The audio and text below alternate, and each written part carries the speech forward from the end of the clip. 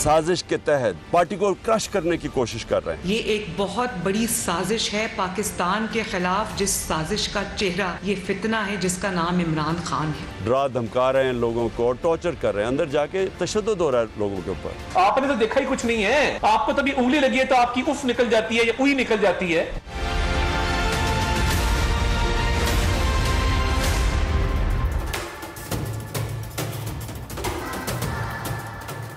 Very warm welcome to news nine. मैं doctor Maria Zulfikar Khan. Imran Khan sahab की अमरीकी खातून ने रुकने कांग्रेस से होने वाली लीक्ड गुफ्तगू में अमरीका को आंखें दिखाने से रहम की अपील करने तक की सारी कहानी का खुलासा हो गया है। अपने मुल्क में लॉ ब्रेकर बनने और मुंतखब असेंबलीज को तोड़ने वाले खान साहब अमरीकी कांग्रेस वुमन से पाकिस्तान पर दबाव डलवाने की दरख्वास्त कर रहे हैं।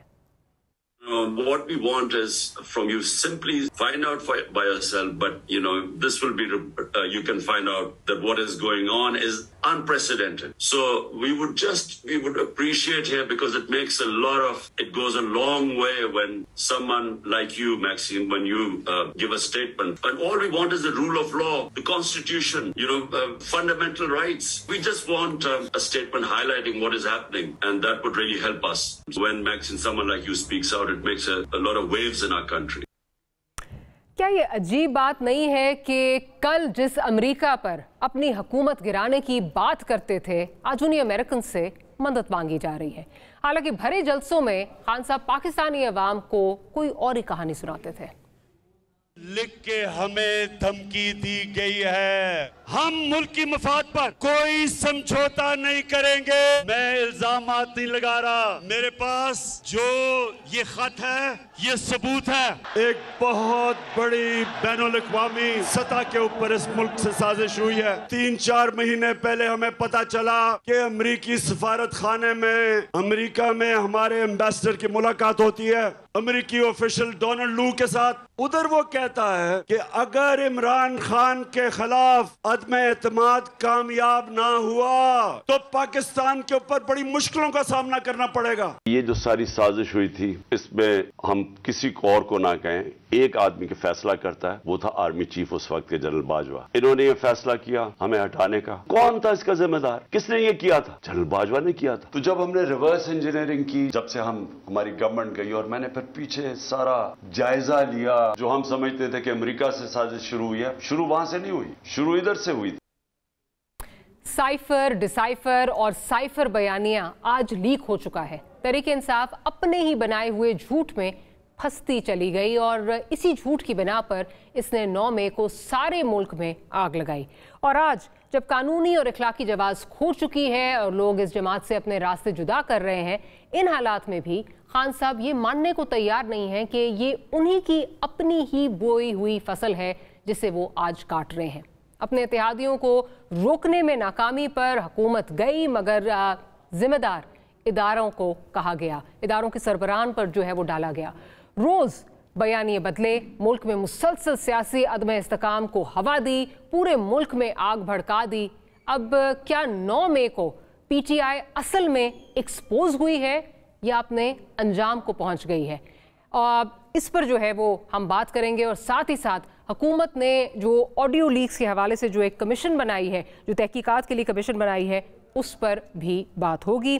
हमारे साथ आयशा बख्श साहिबा जो हैं वो मौजूद हैं, साथ ही साथ कुछ ही देर में भी नज़ीर लगारी साहब ज्वाइन कर लेंगे और एडवोकेट सुहेल शाहीन साहब भी हमारे साथ मौजूद होंगे। आयशा साहिबा, आज सारा दिन जो है वो एक और ऑडियो जो है उसकी बाज़गश्त हमें टेलीविज़न स्क्रीन पर जो है वो सुनाई गई। अब तजादात की अगर बात की जाए पाकिस्तान तहरीक-ए-इंसाफ के हवाले से, तो एक पलंदा है तजादात का जो हमने अपने इंट्रो में जो है वो सुनाया भी। साइफर अमेरिकन एजेंडा था, एक शख्स ने किया, फिर ये हुआ, फिर वो हुआ। आपने देखा कहाँ से पहले वो जो है वो इम्पोर्टेड साजिश थी, फिर वो एक्सपोर्टेड हो गई।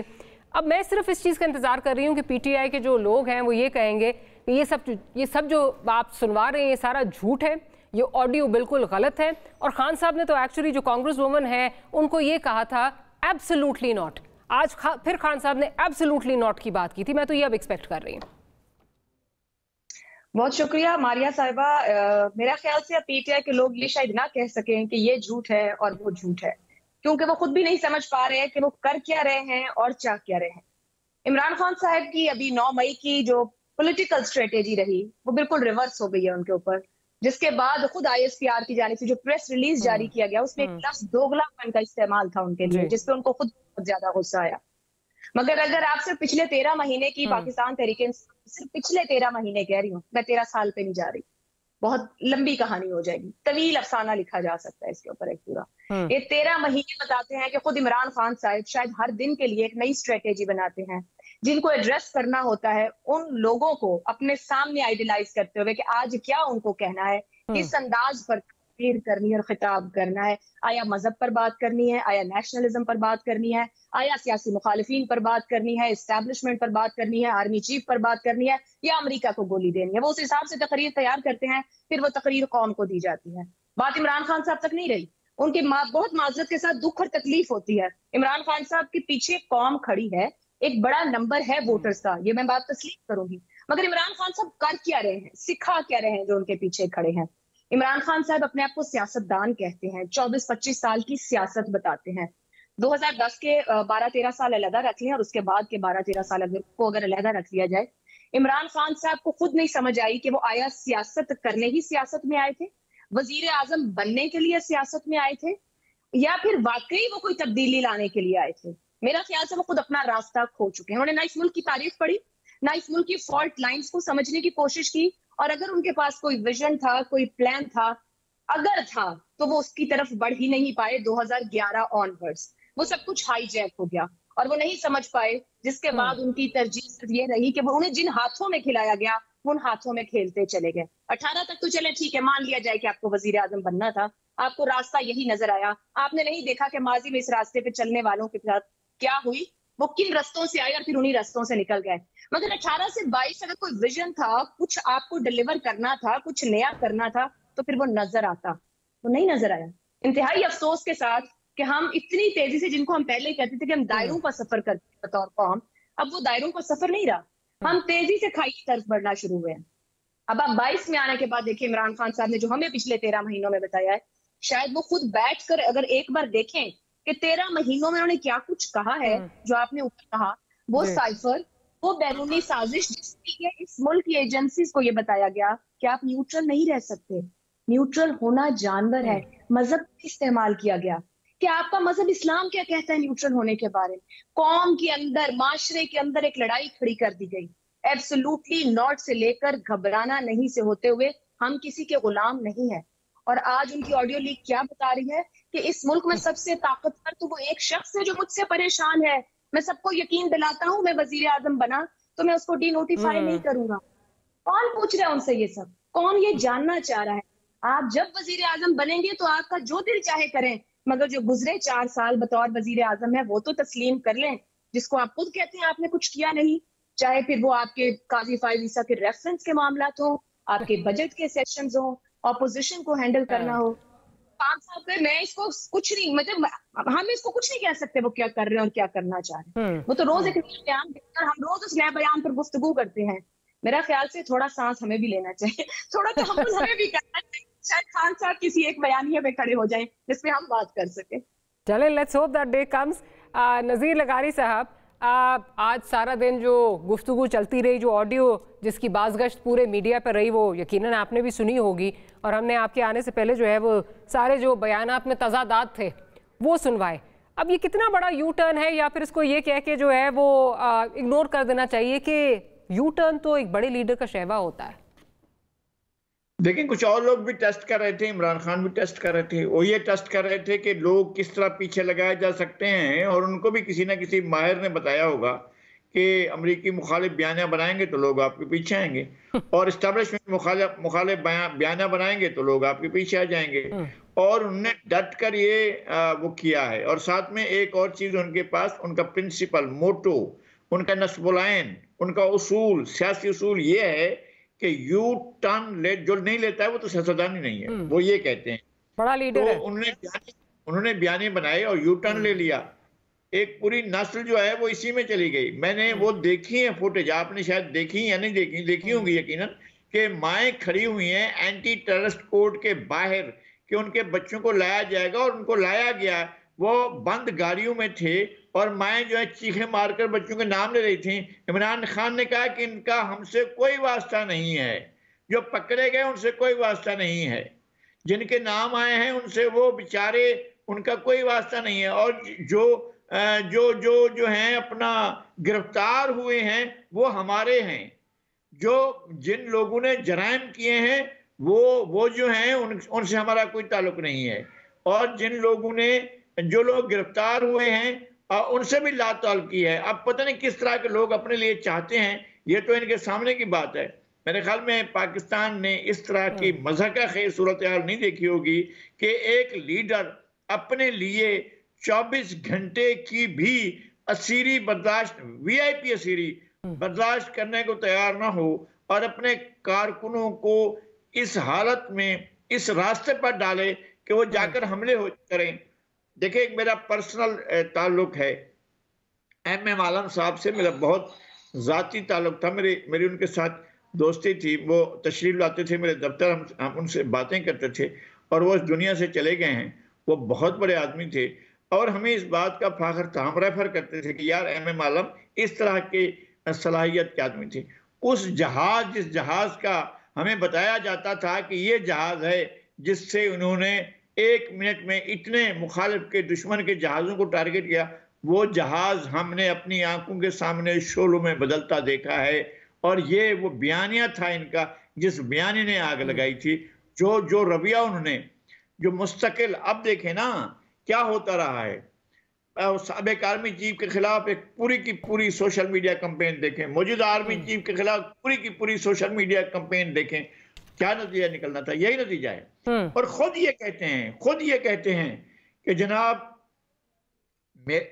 मुझे इन्होंने हटाया, ये मीर जाफर थे, ये मीर सादिक थे, ये गद्दार थे, ये जानवर थे, ये भी खुद कहते हैं। और ये भी खुद कहते हैं उन्हीं के बारे में कि जब वो नहीं थे, जब वो रिटायर हो चुके थे, उसके 2 महीने के बाद मैंने असेंबली तोड़ी तो उन्हीं के कहने पर तोड़ी है।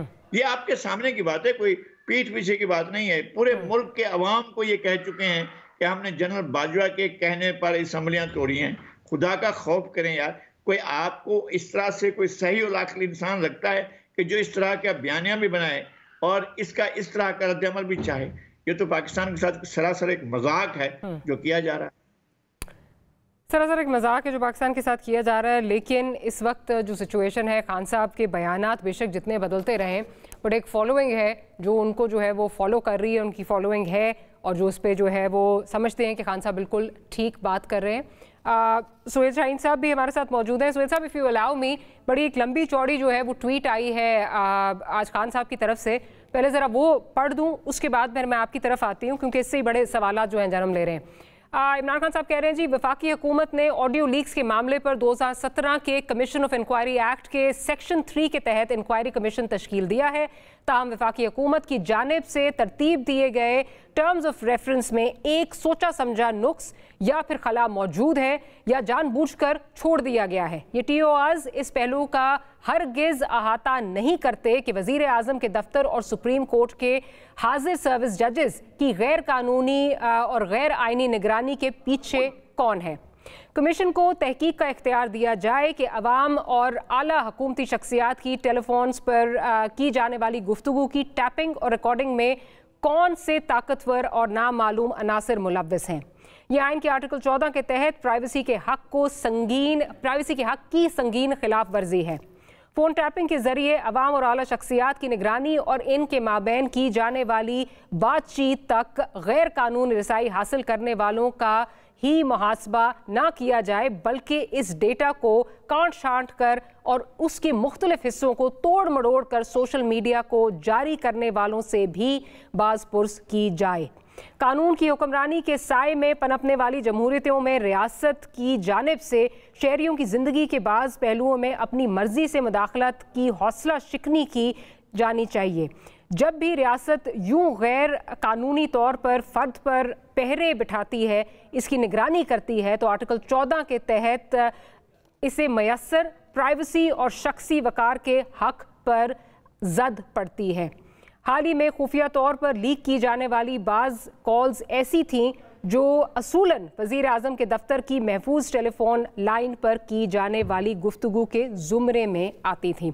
अब ये तो खान साहब आज फरमा रहे हैं, ज़रा पुरी साहब ज़रा वो सुनवा दीजिए जो खान साहब कल कहा करते थे जब वो प्राइम मिनिस्टर थे। जो मैं करता हूं, जो मैं टेलीफोन करता हूं, जो भी मुझे कांटेक्ट करता है, सब कुछ आईएसआई को पता होता है। वैसे टेक्निकली पता होना चाहिए। बिल्कुल, प्राइम मिनिस्टर क्या कर रहा है उसके पता होना चाहिए। नहीं नहीं, देखो आज डोनाल्ड ट्रंप हो या जो बाइडन हो, ये जो करेंगे सीआईए को पता हो, क्योंकि वो प्रोटेक्ट करना होता है ना उन्होंने। जो प्रोटेक्शन देंगे तो जाहिर है इंटेलिजेंस कौन क्या कह रहा है उनके मतलब, सो उनको सब कुछ पता होता है। अगर इंटेलिजेंस एजेंसी आपकी गुफ्तगू सुन रही है, you don't have a problem with that. देखिए ना, उनको ये पता होगा कि कौन मुझे पता होगा कौन आपको कॉल कर रहा है, लिहाजा मुझे ये भी पता होगा कि आप जब पैसा चोरी करके बाहर मुल्क से लेके जा रहे हैं, आपके बड़े बड़े महलात बने हुए, मुझे सब पता होगा।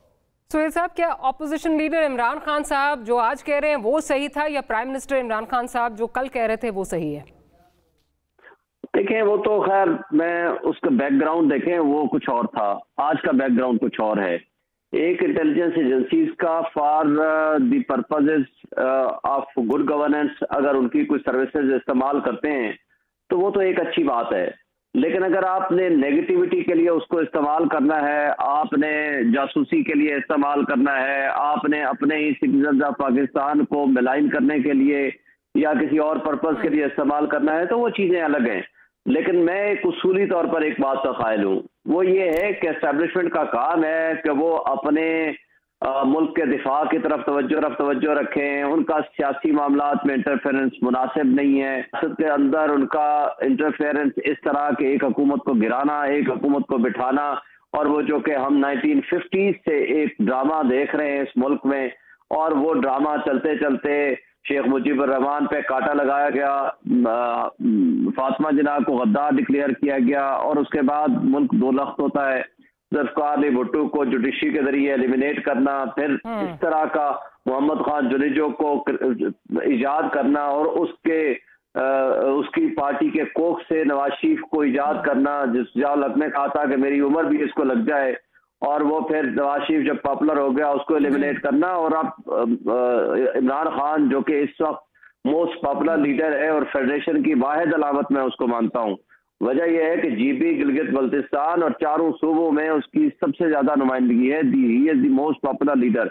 आज उसको कार्नर करने के लिए हमारी एस्टेब्लिशमेंट, हमारी एजेंसीज अगर कोई ऐसा तरीका है वारदात इजाद करते हैं कि ताकि उसको क्रश किया जाए, उसको क्रैक डाउन किया जाए, उनको पीछे हटाया जाए, तो मेरा ख्याल है कि अगर तो, और अभी भी आपको देखा होगा कि पिछले साल एक नोटिफिकेशन जारी हुआ शहबाज शरीफ साहब की हुकूमत ने, उनके कहा कि सिविल ब्यूरोक्रेसी में जो इस वक्त प्रमोशंस हो रही है, पोस्टिंग ट्रांसफर है, उसमें आईएसआई से हम अपनी उनसे फीडबैक लेंगे और ऑफिशियली दी जाती है। लेकिन मैं तो समझता हूँ कि वो भी मुनासिब नहीं है।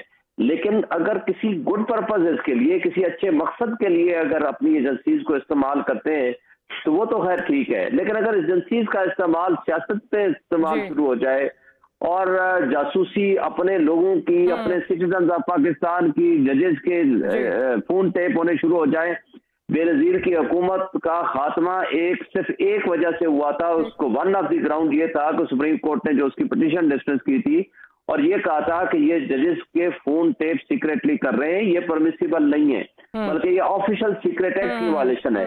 और सबसे बड़ी बुरी बात ये है कि देखें, सिक्योरिटी के लिए, सिक्योरिटी के मामलात के लिए आपको फोन टैपिंग अगर कर रहे हैं किसी भी मकसद के लिए जहां आपका सिक्योरिटी इशू इन्वॉल्व है, वो दुरुस्त है, लेकिन उसको रिलीज किया जाना ये ऑफिशियल सीक्रेट एक्ट की वायलेशन है। कौन है जो ये कहता है कि जी मैंने टेप किया, सामने आके खड़ा हो, और जब तक वो अपनी उसकी ऑथेंटिसिटी ये नहीं आएगी कि जो टेप करने वाला है वो आगे आके खुद एक्सेप्ट नहीं करेगा, तो उसकी ऑथेंटिसिटी ऑडियो या वीडियो की तो अहमियत ही खत्म हो जाती है। ये सुप्रीम कोर्ट का फैसला है। लेकिन सबसे बढ़कर ये है कि ऐसी कोई भी ऑडियो जिसको रिलीज किया जाना किसी भी हवाले से मैं समझता हूँ ना मुनासिब है और ना ही हमारे मुल्क के कोई। आप बिल्कुल ठीक कह रहे हैं, रिलीज बिल्कुल करना नामुनासिब है। लेकिन मसला हमारे यहाँ ये है कि जैसे हमारी जो हुक्मरान हैं वो अपोजिशन में जाते हैं तो उनका व्यू पॉइंट बिल्कुल बदल जाता है। कल तक खान साहब ये इसको कह के डिफेंड कर रहे थे कि जी ये तो अच्छे पर्पस के लिए है, क्योंकि फिर पता चलता है ना चोरियां कहाँ सियासतदान जो है वो कर रहे हैं, उसका जो है वो मुहासरा जो है वो किया जा सकता है। फिर आप बिल्कुल ठीक कह रहे हैं लेकिन जिसका बस चलता है उसने इदारों को सियासत में इन्वॉल्व किया है। खान साहब बिल्कुल इस वक्त बहुत पॉपुलर लीडर हैं, लेकिन क्या हम इस बात से इनकार कर सकते हैं कि खान साहब ने ही कहा कि एजेंसीज मुझे मेरे बंदे पूरे करके देती थी? कल तक आपको उनकी मुदाखलत बहुत अच्छी लग रही थी, आज आपको उनकी मुदाखलत जो है वो बुरी लग रही है, बिकॉज बकौल आपके वो फेंस की दूसरी साइड पे खड़े हैं। ऑन दैट नोट एक छोटी सी ब्रेक लेते हैं, ब्रेक से वापस आते हैं तो बड़ा पर्टिनेंट पॉइंट जो शाहीन साहब ने उठाया है कि अगर आप रिकॉर्ड भी कर रहे हैं तो आगे इनको जो है वो ब्रॉडकास्ट इस तरह नहीं होना चाहिए, जो लूट से लगी ये नहीं होनी चाहिए। इस पर बात करेंगे that much more right after short break.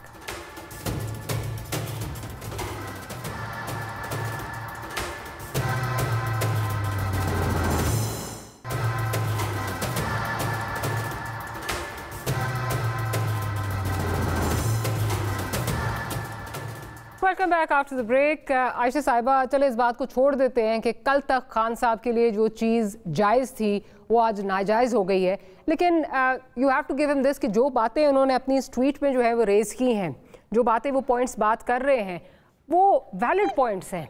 क्या कहेंगी इस पे? मारिया साहिबा, शोएब साहब भी जो बात कहते हैं इस हद तक मैं एग्री करूंगी। इमरान खान साहब ने भी कमीशन पर एतराज नहीं किया है, ये जरूर कहा है कि गैर कानूनी और गैर आईनी तौर पर अगर रिकॉर्डिंग्स की गई हैं तो उस चीज को या उस पॉइंट को भी इसके अंदर शामिल होना चाहिए, और इसमें कोई दो राय नहीं है।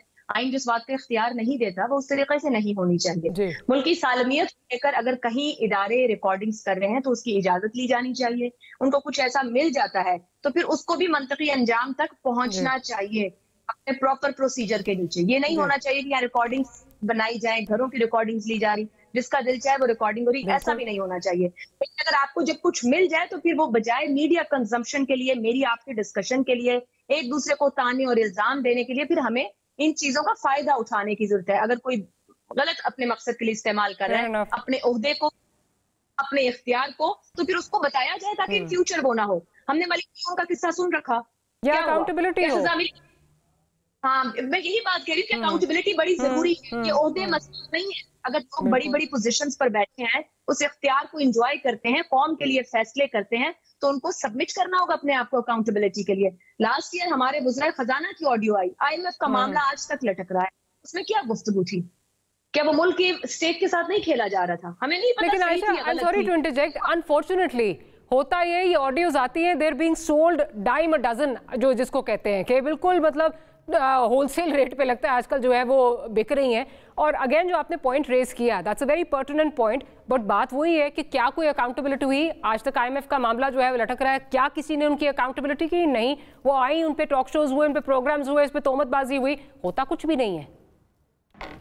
मारिया साहब, मसला ये ना कि जो लोग, यानी कि मैं जब जिसे कह रही हूँ जो डिसीजंस ले रहे हैं, वो लोग जो इख्तियार को एंजॉय करते हैं, जो पोजीशंस पर बैठे हैं, ये इस मुल्क की एक एलीट है, एक क्लास है, शराफिया है, नेक्सस है।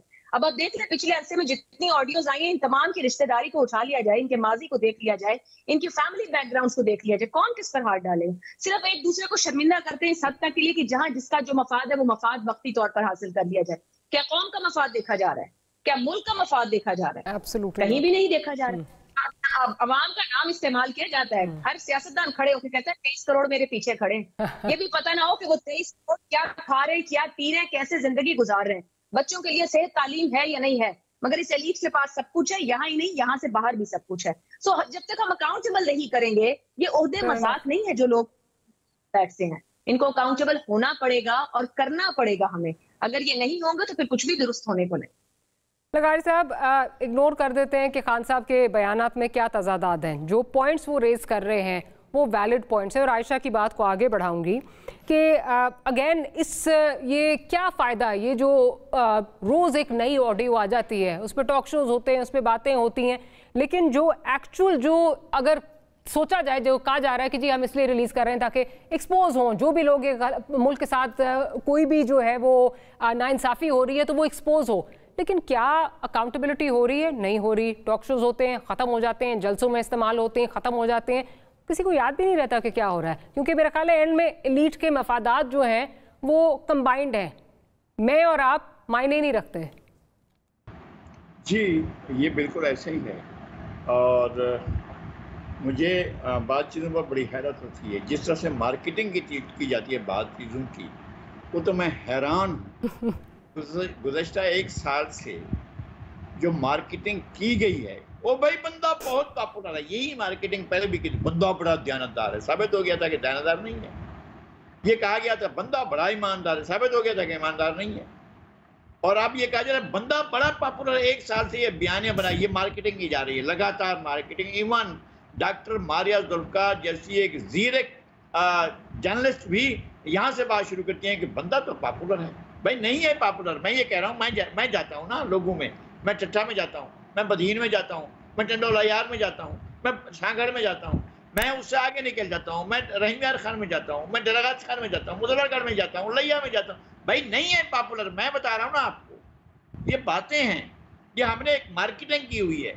हम मीडिया के लोग हैं, हम एक मार्केटिंग बनाते हैं, ओ बंदा भाई, बंदा भाई। लगारी साहब, आप मेरे उस्ताद हैं, मैं हमेशा आपको अपना उस्ताद ही कंसिडर करती हूँ, लेकिन ये बता दीजिए अगर इतना अनपॉपुलर है इमरान खान तो नून लीग फिर इंतखाबात क्यों नहीं करा रही, पीडीएम इंतखाबात क्यों नहीं करा रही? कराने चाहिए, मैं उस वक्त से कह रहा हूँ जब से ये बात चल रही है कि इलेक्शन कराने चाहिए, इलेक्शन से फरार करार तक तैयार नहीं करना चाहिए। ये उनकी अपनी भूल है, जो भी कर रहे हैं वो गलत कर रहे हैं, इलेक्शन की तरफ जाएं। मैं तो अब ये समझता हूँ कि बिलखसूस 9 मई के बाद ये बंदा पॉपुलर नहीं है, लोगों के एक शदीद किस्म के रद्द-ए-अमल का निशाना है, लोग शदीद किस्म का, आप सोच भी नहीं सकते कि लोगों का कितना शदीद रद्द-ए-अमल है, आप देखते हैं लोगों को। और वो जो कभी तारीफ किया करते थे वही लोगों, उन्हीं लोगों को मैंने देखा है कि वो लोग किस तरह से अपना बरत का इजहार कर रहे हैं। भाई छोड़ो यार, बात ही नहीं करो। और आज का जो वीडियो है, ओहो, हमने सुना था जेब से जैसे हाथ डाला गया, एक कागज निकाला गया, हवा में लहराया गया, फिर बताया गया कि जनाब, और ये पता है कि ये कागज किसने दिया था? इनके हाथ में, जिनका ये नाम लेते थे सुबह शाम, ये मीर जाफर हैं, ये मीर सद्दाक हैं, मीर सादिक हैं, और जो कहते थे कि ये हैं, इन्होंने ये कागज दिया था इनको कि जाओ ये वो जो जब जलसा करने जा रहे थे तो उनके हाथ में थमा दिया, और उनको ये मुसलसल यही कहे जा रहे हैं। अच्छा, उसके बाद ये बयानिया बनाया गया कि ये अमेरिका से आया, डोनाल्ड लू का तो नाम एक निशान इबरत बना दिया गया। अब डोनाल्ड लू को छोड़ें, अब जो जिससे बातें कर रहे हैं और जिस तरह से अपनी मिन्नतें कर रहे हैं, जो भी सूरत हाल है, और जिस तरह से अपने आप को ये सबमिट कर रहे हैं, वो तो आपके सामने है। अमेरिका बयानिया किया, एंटी अमेरिका बयान जो है वो ख़त्म हो गया, और इनके अब ये बिल्कुल दस्त बस्ता उनके हुक्म के आगे। लगारी साहब, आई एम सॉरी आपको इंटरप्ट कर रही हूँ, माफ़ कीजिएगा, लेकिन फिर वही बात जो आयशा कर रही हैं, ये सारी चीज़ें होती रही, मुल्क का जो है वो, ये नहीं हमने देखा सबसे लार्जेस्ट हमारा जो है वो एक्सपोर्ट पार्टनर कौन है, ये नहीं हमने चीज़ें देखी कि क्या आपके मफादात वहाँ वाबस्ता हैं, फॉरेन पॉलिसी किस तरह हिट लेगी, ये चीज़ें इस्तेमाल हुई किस तरह, लेकिन अकाउंटेबिलिटी नहीं है। यही बातें इनको सोचनी थी। पता है मुझे, मैं जानता हूँ आपके पास सिर्फ अमेरिका की ट्रेड जो है उसमें आपको फायदा होता है, बाकी किसी मुल्क के साथ ट्रेड में आपका नहीं है। आप सारी दुनिया से आप डेफिसिट की ट्रेड करते हैं। अमेरिका और बरतानिया 2 मुल्क ऐसे हैं जिनसे आप जो है आपको वो उनके पास डेफिसिट होता है, वो घाटे का सौदा करते हैं, आपको आपसे ज्यादा चीजें मंगवाते हैं। चलें भाई, ये भी हो गया, लेकिन उसके बाद आप तो एक तवील अरसे तक साथ जंग के बड़े बहादुर किस्म के सेंट्रल कमांड के फ्रंट लाइन स्टेट के थे, बने हुए थे, और आपके तो बारे में बड़े उनके तर्ज अमल ही ऐसा होता था, आपका बड़ा वेलकम किया जाता था। अब क्या सूरत हाल है वहाँ पर? ये अमेरिका की इस्टेब्लिशमेंट के साथ आपके ताल्लुकात हमेशा इसी तरह रहे हैं, कभी नफरत के, कभी मोहब्बत के। और हुक्मरान एक आंख से जो है वो मोहब्बत का इजहार करते हैं, दूसरी आंख से जो है वो नफरत का इजहार करते हैं। और अमेरिका ने भी यही किया, आपको इस्तेमाल किया है, आपको सीटों में इस्तेमाल किया, आपको सीटों में। ठीक, मैं जरा शुएब साहब का भी इसमें पॉइंट ऑफ व्यू ले लूं। शुएब साहब, जो बातें खान साहब इस वक्त अपने उसमें ट्वीट में कह रहे हैं वैलिड पॉइंट्स हैं, बट जो बातें पैनल भी डिस्कस कर रहा है कि when it comes to accountability, जिस तरह हमारे जो फ़ोन कॉल्स आती हैं, ठीक है, उनको लीक नहीं होना चाहिए, लेकिन उनमें उधर अकाउंटेबिलिटी होनी चाहिए। क्या आप समझते हैं कि जब तक ये अकाउंटेबिलिटी नहीं होगी, ये जो ऑडियो टेप्स का सिलसिला है, this is a futile effort? क्या हम उससे गेन क्या कर रहे हैं? 2 दिन के टॉक शोज, 2 दिन के जलसे। देखिए, मैं समझता हूँ कि बिल्कुल आपने ठीक कहा है, अकाउंटेबिलिटी का तो कौन अकाउंटेबिलिटी करेगा? ये पीडीएम की जमातें करेंगी, जिनके पास कानून इंसाफ का दोहरा मेयार है, जिन्होंने यहाँ ह्यूमन राइट्स वायलेशन की बदतरीन मिसाल कायम की है, यहाँ सुप्रीम कोर्ट फैसले देती है और उसके दरवाजे पे कंटेनर खड़े करके, उनके दरवाजे बंद करके उनको लिटरली गालियां दी जाती हैं, उनको मिलाइन किया जाता है, ब्लैकमेल किया जाता है, प्रेशराइजिंग टैक्टिक्स इस्तेमाल किए जाते हैं। और मैं एक बात, लगारी साहब मेरे लिए बहुत काबिल एहतराम है, लेकिन शुक्र है कि वो जज नहीं है, वरना इस वक्त तो वो इमरान खान साहब को बगैर सुने फांसी की सजा दे चुके होते। और दूसरी बात जो कह रहे हैं, लगारी साहब बड़े ऑब्जेक्टिव है, बड़े ऑब्जेक्टिव जज होते हैं अगर लगारी साहब जज होते हैं। मैं दूसरी बात आपको बताऊं कि एक बात और बड़ी है मैं कि देखें, वो कह रहे हैं पॉपुलर नहीं है। भाई मान लेते हैं आपकी बात पॉपुलर नहीं है, तो आपने मेरी बात सवाल उनसे पूछ लिया कि भाई इलेक्शन में जाए ना, इलेक्शन फैसला करेगा। ये जो एक तरफ हमजा शहबाज की हुकूमत थी, इधर शहबाज शरीफ की हुकूमत थी, बाई इलेक्शन होते हैं, वहां से 17 सीटें प्रैक्टिकली जीतते हैं वो 20 में से। अगर वो पॉपुलर नहीं है तो वो पिछले 1 साल से मांग क्या रहे हैं? आइन के मुताबिक इलेक्शन 5 महीने आपने गुजार दिए, इंटरम सेटअप आपने बैठाया हुआ है, और इस वक्त अगर वो पॉपुलर ना होते ना तो पीडीएम की 13 जमातें, हमारे मुल्क की establishment election commission of Pakistan उसके मुकाबले में ना खड़ा होता।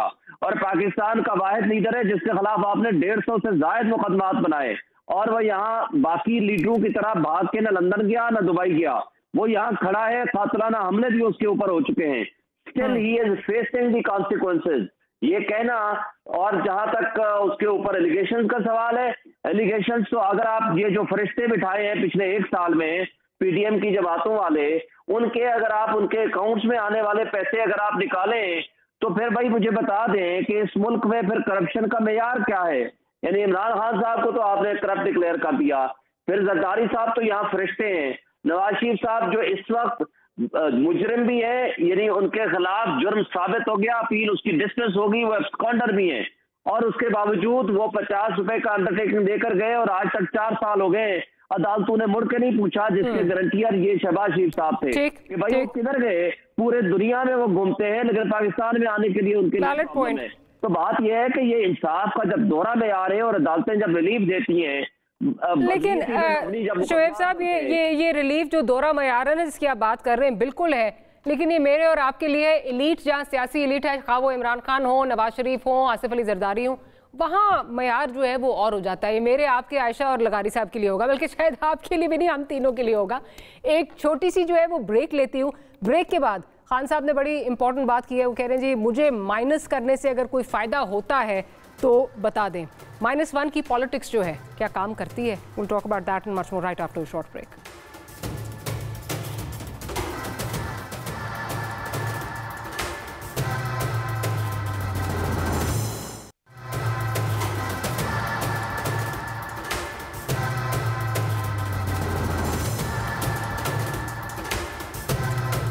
Welcome back after the break. Ayesha Sahiba, Khan साहब जो कह रहे हैं कि जी मुझे माइनस करने से क्या फ़ायदा होगा, अगर है तो बता दें। -1 फॉर्मूला जो है वो हमने देखा है, हिस्ट्री टेल्स अस, इस मुल्क में कभी काम नहीं किया, बल्कि लीडर्स जो हैं वो वापस स्ट्रॉन्गर ही जो है वो आते हैं। क्या इससे कोई फ़ायदा होगा? क्योंकि जिस तरह यक के बाद दीगरे, हाँ बहुत सारे ऐसे लोग हैं जिनके वाकई जो हैं वो ज़मीर जागे होंगे, लेकिन और भी चीज़ें कार फरमाएँ, ये मुझे आपको नज़र आ रहा है। क्या इससे कोई फ़ायदा होगा? मारिया साहिबा, इससे तो मैं मुत्तफिक हूँ कि -1 कभी भी किसी पॉलिटिकल लीडर को नहीं किया जा सकता है। सियासतदान ताकत अवाम से लेता है, वो 4000 से 40,000 वोट दे तो उसकी ताकत है, और -1 फार्मूला ना कभी चल सकता है ना कभी चला है। लेकिन जो अभी ऊपर बात हो रही थी ना पॉपुलैरिटी को लेकर, उस पर मैं जरूर थोड़ी सी बात करना चाहूंगी। हम बार बार पॉपुलैरिटी की बात करते हैं तो इसका मतलब वो है जो पॉपुलैरिटी इस वक्त नजर आ रही है। पाकिस्तान तहरीक-ए-इंसाफ अपनी पूरी पॉपुलैरिटी सोशल मीडिया पर देखती है, वो हुकूमत भी सोशल मीडिया पर ही चलाते रहे हैं, और वो जो साइफर से बयानिए से लेकर पिछले 13 माह की सारी पॉलिसी और उससे पीछे भी हुकूमत में आने से पहले तमाम मामला सोशल मीडिया पर चले हैं। अब पॉपुलैरिटी का इम्तिहान होगा जब इलेक्शन होगा, यानी जनरल इलेक्शन जिस वक्त हुए तब पता चलेगा कि पाकिस्तान तहरीक-ए-इंसाफ वोट लेकर आती है जितना पिछली बार लाई थी। तो थोड़ा सा उनके भी सीखने की और समझने की जरूरत है कि वोट सोशल मीडिया पर नहीं डलना है, ट्विटर हैंडल्स पर नहीं डलने, उस बयानिए से नहीं डलने, वोट के लिए बैलेट बॉक्स तक जाना पड़ेगा। ये मैं इसलिए कह रही हूँ कि 2011 से पहले वो क्या वोट बैंक रखते थे। 2013 में पीटीआई को गालिबन 33 या 35 सीटें मिली थी, आई एम नॉट फॉरगॉटन। और उसके बाद की सूरत हाल क्या है, जिसमें रियासत ने पूरी ताकत लगा दी, मीडिया चैनल्स खड़े किए गए, सोशल मीडिया पर एक अलग तरह की कैंपेन की गई, पॉलिटिकल पार्टीज को किस तरह बैंड डाउन किया गया, खुद उनके लोग बताते रहे 18 के इंतखाब से पहले हम पर किस तरह का प्रेशर है अपनी जमातों से टिकट ना लेने के लिए। बहुत से इंडिपेंडेंट इलेक्शन लड़ा, ये सब नहीं होना चाहिए था, ना आगे होना चाहिए, मगर ये एक फैक्ट है। आप जितनी भी नजर चुराएं, अगर इमरान खान साहब इतने पॉपुलर लीडर होते और इतने बिल्कुल साफ सुथरे लीडर होते तो foreign funding case, money laundering, with all due respect, उस बयानिए को जो आप कह रही हैं सोशल मीडिया पे बिल्कुल एक चलता है, बट उसको तकवीत तब मिलती है जब पीडीएम की 12 जमातें एक साइड पे हैं, इलेक्शन नहीं करवा रही, क्रैकडाउन हो रहा है, ये सारी चीजें भी हमारे सामने हैं, तो खुद पॉपुलर और ज्यादा बना रहे हैं ना। आई एग्री कि यहाँ पॉइंट तक कि इलेक्शन नहीं कराना चाहिए, मगर क्या उन 13 जमातों को एक पुश के साथ, दीवार के साथ नहीं लगाया गया? आप मानेंगी कि वो लेवल प्लेइंग फील्ड पर मौजूद थी? इतना बताइए कि इमरान खान साहब गुज़िश्ता साल की 25 नवंबर सड़क से हटने को तैयार नहीं थे। क्यों? डीजीआई और सीओएस उस वक्त तक उनको वो सहारा दिए हुए थे कि इमरान खान साहब ने सड़क पर जो किया गुज़िश्ता मई और नवंबर में, इमरान खान साहब 25 नवंबर के बाद सड़क पर नहीं आ सके। इमरान खान साहब ने कौमी असेंबली किस बात पर डिसॉल्व की जिसको सुप्रीम कोर्ट ने कहा कि गैर आईनी काम किया है। आज इमरान खान खुद कह रहे हैं कि वो काम वैसा नहीं था, कोई बैरूनी साजिश। अच्छा, मुझे दोनों मेहमानों से ना पॉइंट ऑफ व्यू लेना, बिल्कुल टाइम बिल्कुल कम रह गया। मैं जरा लगाए साहब क्विकली आप बताइए, आपने तो सियासत के उतार चढ़ाव हमसे बहुत ज्यादा देखे हैं, माजी में जब भी किसी लीडर को माइनस करने की कोशिश की गई है, क्या उसका फायदा हुआ है या नुकसान हुआ है? माइनस करने की कोशिश जो भी की गई है वो नहीं होनी चाहिए, किसी के साथ भी नहीं होनी चाहिए, किसी पार्टी की भी नहीं होनी चाहिए। मास्टर्स के पास खुला फैसला छोड़ देना चाहिए। मेरे भाई ने कहा, मेरे अजीज भाई ने कहा है कि बहुत पॉपुलर था जो पिछले साल इलेक्शन में वो जीतता चला गया, बहुत अनपॉपुलर था 2021 में, कोई सीट नहीं जीत पाया था। ये वक्त की बात होता है, कभी इस तरफ छाँव होती है, कभी उस तरफ से। ये भी इक़्तिदार से बाहर जाएंगे और इनको जाना चाहिए, चले जाना चाहिए और फिर खुले मैदान में मुकाबला होना चाहिए। मैं यकीन दिलाता हूं कि इमरान खान को 2013 में सीटें मिली थी, उतनी सीटें भी मिलेंगी तो बड़ी बात होगी। ये सूरत हाल नहीं है। लोग जो हैं वो शदीद बेजारी का इजहार करते हैं, उन्होंने मुल्क को बहुत बदहाली का शिकार किया है और जो इस वक्त के हालात हैं वो इमरान खान के पैदा करते हैं, जितने भी हैं। और जो मसाइल हैं, जिस तरह से उन्होंने शौकत रज़ील को लगाया था, कहाँ है वो शौकत रज़ील जो ये कहते फिर रहे थे कि जनाब अपना जो आपके वज़ीर ख़जाना थे शौकत तरीन जो जाकर आलमी इदारों को फ़ोन करवा रहे थे वज़राए ख़जाना से कि जाओ उनसे बात करो कि भाई हम इसमें शरीक नहीं आए। लगार साहब, अनफॉर्चुनेटली मुझे प्रोग्राम जो है वो क्लोज करना है। लगार साहब आपका बहुत शुक्रिया, आयशा साहब आपका और शुएब साहब आपका बहुत शुक्रिया कि आपने प्रोग्राम के लिए वक्त निकाला। Will see you tomorrow. Good night, अल्लाह हाफ़िज़।